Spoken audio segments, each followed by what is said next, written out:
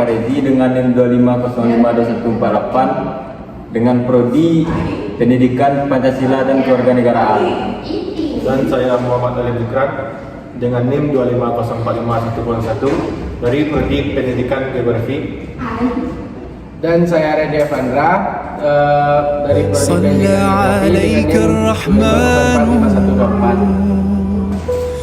25045128. Pendidikan Agama Islam dengan bimbing pagi ingin menunjukkan hasil video yang telah kami buat yang berjudul dengan Intek dalam Islam.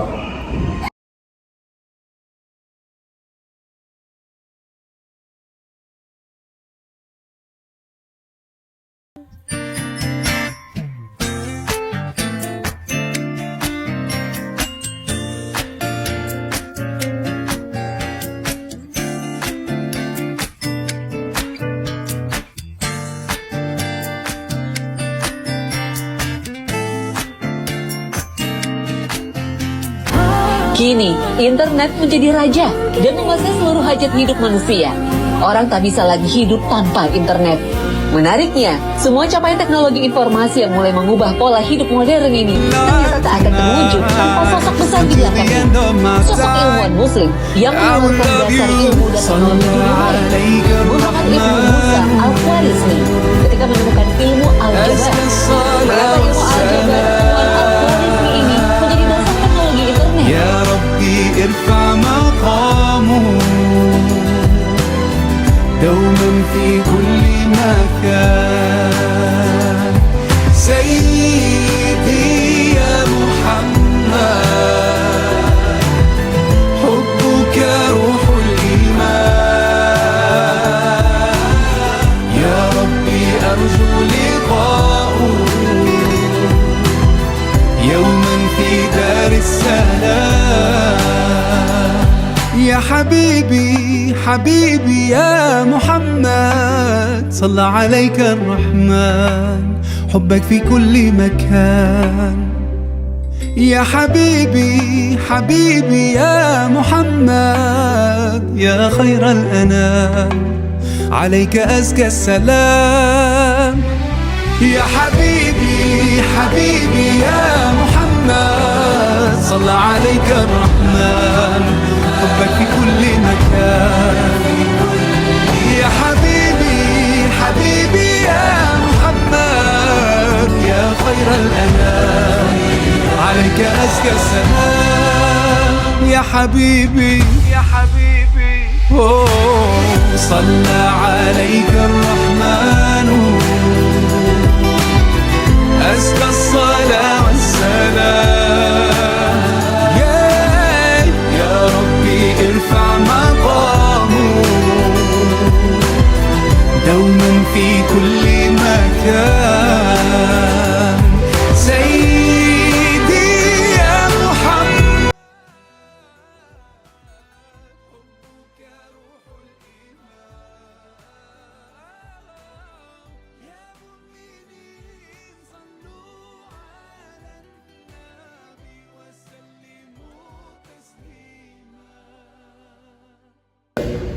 Assalamualaikum warahmatullahi wabarakatuh. Hari ini kita akan membahas topik yang sangat menarik, yaitu Intek dalam Islam. Bersama saya Ustaz Randy dan Farel dari mahasiswa Pendidikan Kewarganegaraan. Marilah kita mulai. Waalaikumsalam warahmatullahi wabarakatuh. Terima kasih atas kesempatannya. Waalaikumsalam, senang bisa ikut diskusi kali ini. Ustaz, banyak orang menganggap bahwa agama dan sains itu bertentangan. Bagaimana Islam mendukung ilmu, pengetahuan, dan teknologi? Bagaimana tanggapan Ustaz? Justru Islam sangat mendorong banyak untuk menuntut ilmu. Ayat yang pertama turun adalah Iqra, yang berarti bacalah. Allah berfirman dalam surat Al-Mujadalah ayat 11, Allah akan meningkatkan derajat orang-orang yang berilmu dan beriman. Ini menunjukkan betapa mulianya orang yang berilmu pengetahuan dalam Islam. Berarti Islam memang mewajibkan kita belajar ya, Ustaz Randy. Betul sekali Farel. Rasulullah pernah bersabda, menuntut ilmu adalah kewajiban bagi setiap Muslim. Bahkan beliau berkata, tuntutlah ilmu sampai ke negeri Cina. Artinya, carilah ilmu sejauh sejauh-jauhnya atau mungkin tanpa batas. Kalau begitu, apakah semua jenis ilmu boleh dipelajari dengan Islam, Ustaz? Biasanya semua ilmu bermanfaat dan baik. Namun ada ilmu fardhu ain, seperti ilmu agama untuk beribadah, dan juga ada fardhu kifayah seperti kedokteran, pertanian yang penting untuk digunakan dalam kebaikan dan bukan untuk maksiat dan merusak. Ustaz Randy, saya pernah dengar kalau dulu peradaban Islam pernah sangat maju dalam bidang sains. Benar sekali. Zaman keemasan Islam antara abad ke-8 hingga ke-13 adalah masa kebijakan ilmu pengetahuan. Bahkan ilmuwan muslim yang berkontribusi masih kita rasakan sampai Bisa disebutkan contohnya, Ustaz Randy? banyak sekali. Misalnya Bapak Al-Khwarizmi, Bapak Al-Jabar atau Algoritma, dan juga ada Bapak Al-Haytham yang dikenal sebagai Bapak Opti modern. Wah, saya baru tahu kalau algoritma yang saya pelajari di kampus itu berasal dari ilmuwan muslimin. Ya Farad, ada juga Ibnu Firnas yang pertama kali mencoba terbang dengan sayap buatan pada tahun 875 Masehi. Jauh sebelum Wright bersaudara, kontribusi Islam terhadap sains itu sangat besar. Jadi gitu. Jadi kenapa peradaban Islam sangat tertinggal dalam bidang sains, Ustaz Randy? Ada banyak faktor termasuk kemunduran politik, invasi Mongol yang menghancurkan pusat-pusat ilmu, dan perpecahan internal yang penting. Tapi yang penting sekarang adalah bagaimana cara kita bangkit kembali dengan semangat yang sama. Nah, Ustaz, di era modern ini teknologi sangat berkembang besar. Jadi bagaimana etika Islam dalam pengembangan teknologi di era modern saat ini? Islam mengajarkan prinsip maslahat, yaitu mendatangkan manfaat dan menghindari mudarat. Setiap teknologi harus dinilai apakah lebih banyak manfaatnya atau mudaratnya. Teknologi yang baik adalah yang membawa kemaslahatan untuk umat manusia. Contohnya seperti apa, Ustaz Randy? Misalnya teknologi kedokteran untuk mengobati penyakit, itu jelas baik. Tapi kalau teknologi digunakan untuk senjata pemusnahan massal untuk menjabarkan konflik negatif, itu tidak sejalan dengan nilai Islam. Ada batasan-batasan etika yang harus dijaga. Bagaimana tanggapan Ustaz tentang teknologi AI atau kecerdasan buatan yang sedang sangat hangat saat sekarang ini? AI itu alat, selama digunakan untuk kebaikan seperti membantu diagnosis penyakit, meningkatkan investasi, dan atau memudahkan kehidupan, itu baik. Yang penting kita tidak sampai menyerahkan sepenuhnya keputusan moral kepada mesin, karena manusia tetap memiliki tanggung jawab di hadapan Allah. Jadi teknologi boleh-boleh saja, asalkan ada kontrol etika dan moral Islam ya, Ustaz Randy. Sekali Farel, yang penting teknologi tidak membuat kita lupa kepada Allah. Teknologi adalah sarana, bukan tujuan akhir.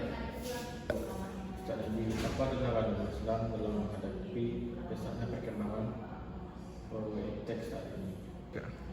Ada beberapa tantangan. Pertama, yaitu mindset bahwa ilmu pengetahuan agama terpisah dari ilmu umum. Padahal ilmu Islam tidak mengenal dikotomi seperti itu. Yang kedua, kurangnya investasi dalam riset dan pengembangan di negara-negara Muslim. Yang ketiga, brain, di mana Muslim lebih memilih berkarakter di negara maju. Sebagai mahasiswa, apa yang bisa kami lakukan, Ustaz Randy? Yang pertama, perbuat niat bahwa belajar iptek adalah ibadah. Kedua, jadilah profesional dan kompeten sekaligus berkarakter mulia. Yang ketiga, gunakan ilmu kalian untuk memberi manfaat kepada masyarakat. Keempat, jangan pernah berhenti belajar dan berintonasi. Ustaz, apakah ada harapan Islam kembali ke atau lebih unggul dalam bidang iptek? Tentu ada. Kita punya sumber daya manusia yang besar. Kita punya ajaran yang sempurna yang dibutuhkan dalam tekad, kerja keras, dan kolaborasi. Dilihat dari negara-negara seperti Malaysia, Turki, UE yang dilihat dari negara-negara seperti Malaysia, Turki yang bangkit ini bahwa bukti kita bisa. Alhamdulillah, ilmu yang Ustaz berikan itu sangat berguna dan bermanfaat bagi kami semua. Jadi, apakah ada pesan terakhir yang ingin Ustaz sampaikan? Jadi pesan Ustadz, ingatlah firman Allah, sesungguhnya Allah tidak akan mengubah nasib suatu kaum kecuali mereka mengubah diri sendiri. Mari kita jadikan iptek sebagai sarana untuk meraih kemajuan dan ridho Allah. Terima kasih banyak Ustaz Randy, sangat menginspirasi. Jadi itu Ustaz Randy. Jadi terima kasih kepada Ustaz Randy sebagai memberi materi atau ilmu yang diberikan kepada kami, semoga bermanfaat. Dan terima kasih kepada para pengajar untuk memahami materi yang Ustaz Randy berikan. Wassalamualaikum warahmatullahi wabarakatuh. Itulah video percakapan dari kelompok kami. Mungkin dari video itu teman-teman semua bisa mengambil dampak positif dan negatif dari iptek Dalam Islam yang menjadikan sebagai pembelajaran hidup dari kita semua. Sekian dari kami. Assalamualaikum warahmatullahi wabarakatuh.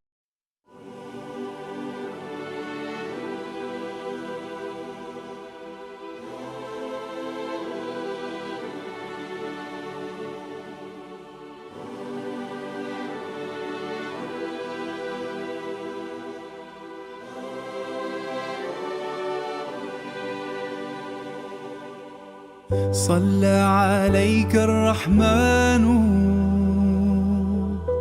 أزكى الصلاة والسلام يا ربي ارفع مقامه دوما في كل مكان سيدي يا محمد حبك روح الإيمان يا ربي أرجو لقاءه يوما في دار السلام. Everywhere I hear your name be mentioned, the whole world's talking about you and the thought of being part of your nation. I'm so proud to follow you day and night. You sacrifice, led us from darkness to light tonight. Until the end of my time, I will love you. صلى عليك الرحمن أزكى الصلاة والسلام يا ربي ارفع مقامه دوما في كل مكان سيدي يا محمد حبك روح الإيمان يا ربي أرجو لقاءه يوما في دار السلام. يا حبيبي حبيبي يا محمد صلى عليك الرحمن حبك في كل مكان. يا حبيبي حبيبي يا محمد يا خير الأنام عليك أزكى السلام. يا حبيبي حبيبي يا محمد صلى عليك الرحمن حبك في كل مكان. يا حبيبي حبيبي يا محمد يا خير الأنام عليك أزكى السلام. يا حبيبي يا حبيبي صلى عليك الرحمن أزكى الصلاة